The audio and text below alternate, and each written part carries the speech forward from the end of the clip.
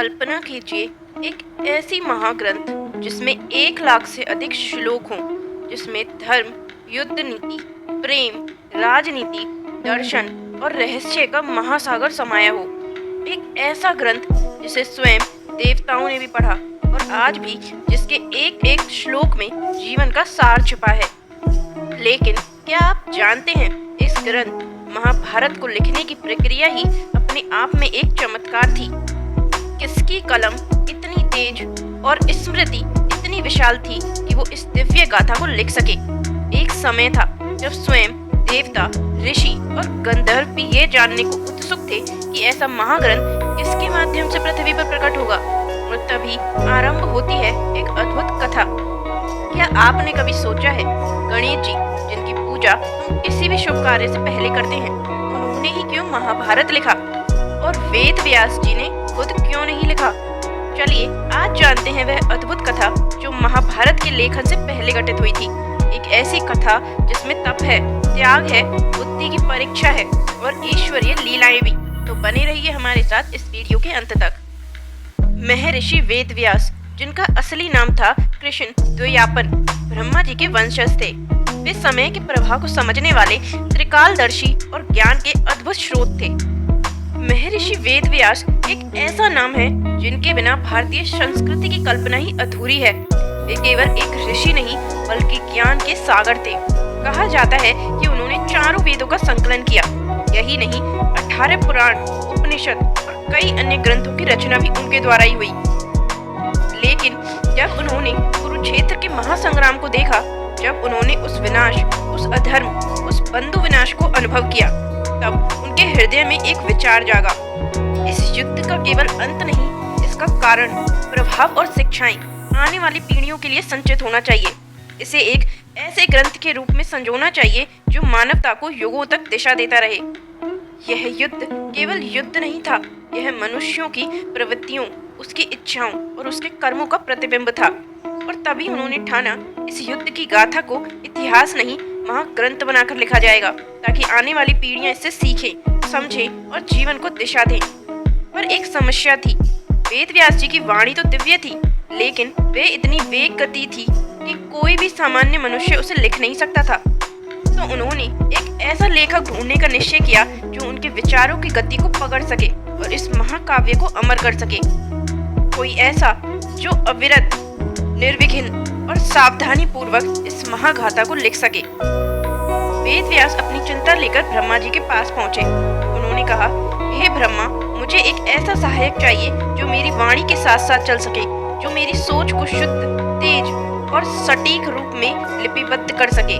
ब्रह्मा जी मुस्कुराए और बोले, ऐसा एक ही है, गणपति, विघ्नहर्ता, बुद्धि के अधिपति और कलाओं के मर्मज्ञ, वही तुम्हारे कार्य में सच्चे सहायक होंगे।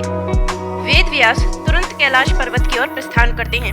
हिमालय की गोद में बर्फ से ढके शिव धाम में वे ध्यान पूर्वक गणेश जी का स्मरण करते हैं। सिंधु के रंग जैसे शरीर वाले, एक दंत, लंबोदर, हाथ में परशु, लड्डू और लेखनी, मस्तक पर चंद्र और मुख पर सौम्यता की झलक।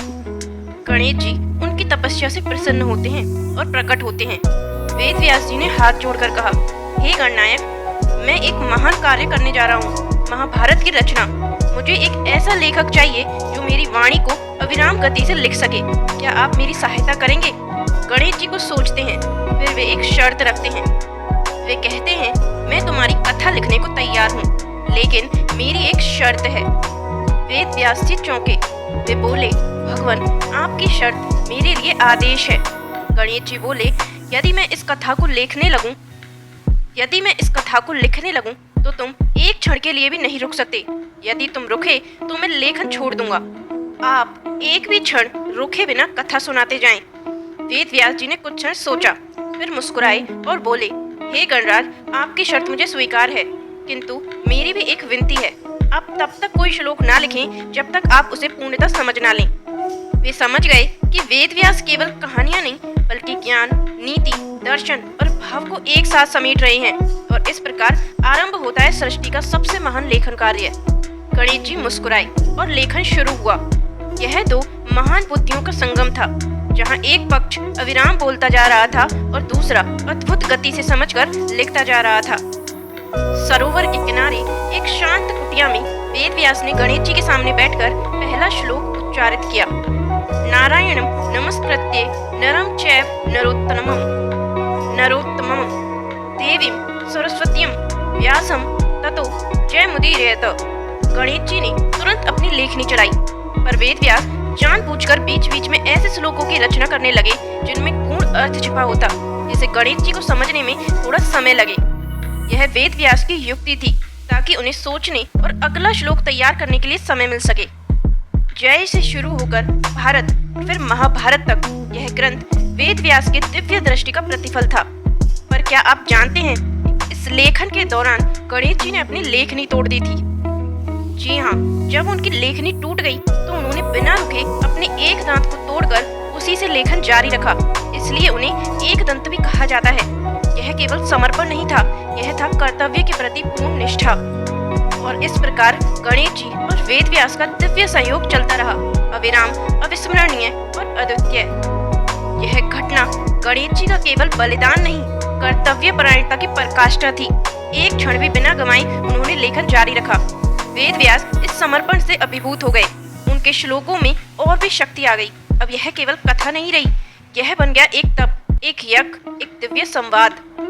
वेद व्यास जी जानते थे कि उनका विचार बहुत तीव्र गति से आता है और वह गणेश जी को थका सकते हैं, इसलिए उन्होंने बीच बीच में ऐसे गूढ़ और जटिल श्लोक बोले जिनका अर्थ समझने में गणेश जी को समय लगे।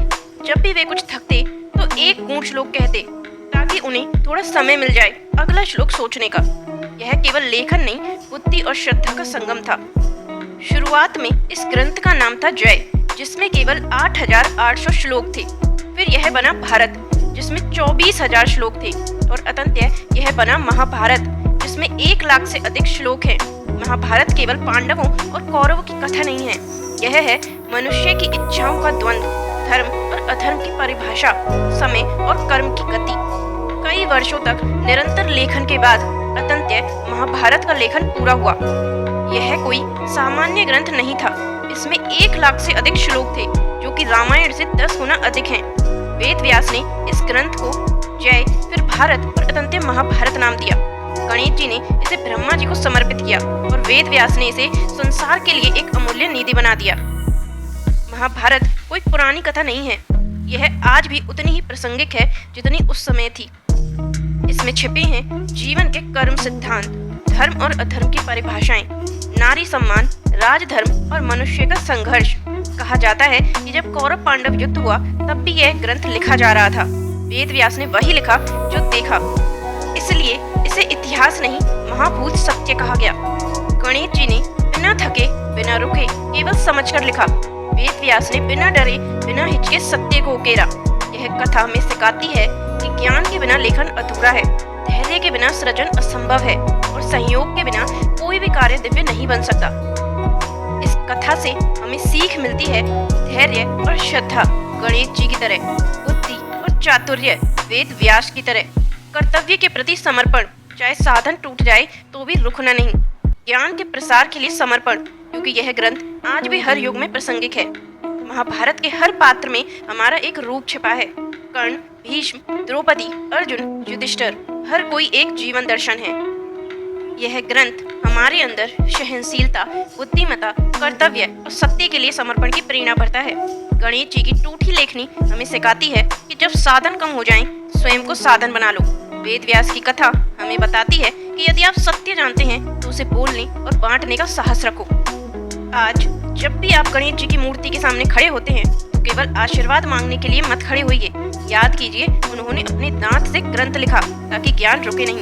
जब आप वेद व्यास जी का नाम लें तो याद रखें, उन्होंने इतिहास को अमर बना दिया। और जब भी जीवन में आप थक जाएं, भ्रमित हो, मार्ग न सूझे तो महाभारत पढ़िए, क्योंकि उसमें हर उत्तर है, हर प्रश्न का समाधान है। महाभारत केवल एक ग्रंथ नहीं, यह आत्मा के युद्ध की महागाथा है, जिसे सुनने, समझने और आत्मसात करने के लिए हजारों जन्म भी कम पड़ जाएं। अगर आपको यह कथा रोचक लगी हो तो इसे लाइक करें और इसे अपने दोस्तों और परिवार के साथ साझा जरूर करें। क्या आप जानना चाहेंगे महाभारत से जुड़ी और भी रहस्यमयी कहानियाँ? नीचे कमेंट करें। जय गणेश, जय व्यास। और हाँ, हमारे चैनल को सब्सक्राइब करना मत भूलिए, क्योंकि हम लाते हैं आपके लिए ऐसे ही प्रेरणादायक और रहस्यमयी धार्मिक कथाएं हर दिन। मिलते हैं एक और नई वीडियो के साथ। जय श्री कृष्ण।